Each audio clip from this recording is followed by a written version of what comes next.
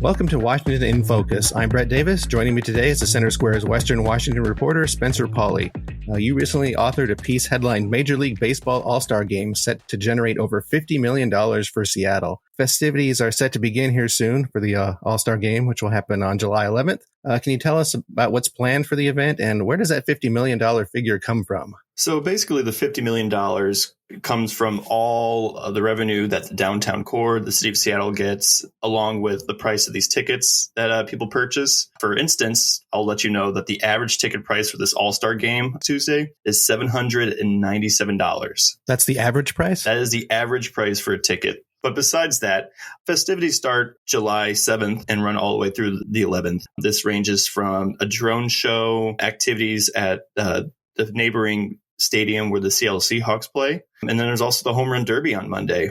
You also see the celebrity softball game where you'll see Seattle celebrities amongst other pop culture icons participating. And then also the MLB draft is scheduled for Sunday as well. A lot to take in. This brings in a lot of people. There's no clear estimates, but I've seen somewhere over 100,000 fans are expected to just be in the SoDo district where the Mariners play. How's the city gotten ready for this? Now, assuming they knew the All-Star Game was coming, obviously, what have they done to get ready for this big event?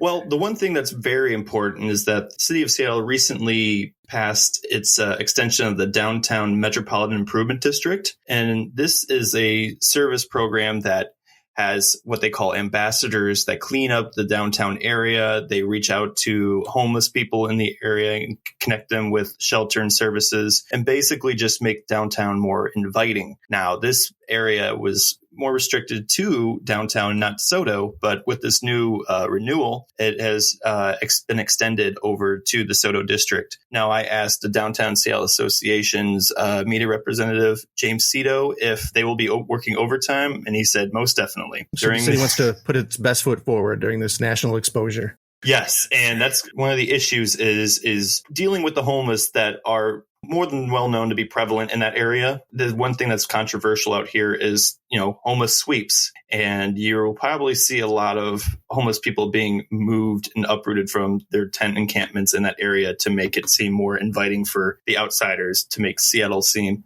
more welcoming.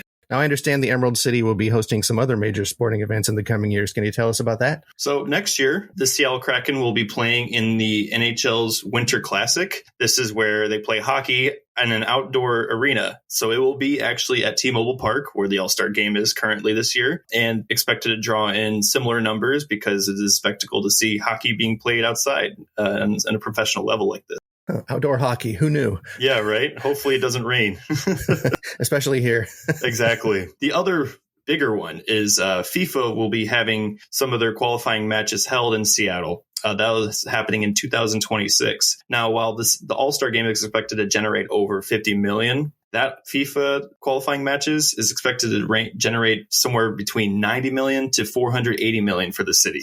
Well, now, as I understand it, the World Cup is the most viewed sporting event in the world, period. Exactly. It's a whole different beast from baseball here. It looks like Seattle's a center of excitement for the next couple of years as far as the sporting world is concerned. Yes, and more traffic, too. Expect if anyone in Seattle is looking to go enjoy the festivities, you should walk or take the light rail this time. That is my one recommendation. We can do some future stories on public transportation related to this. Thanks for letting us know what's happening. Listeners can keep up with this story and more at thecentersquare.com. For Spencer Pauly, this is Brett Davis. Please subscribe, and thanks for listening.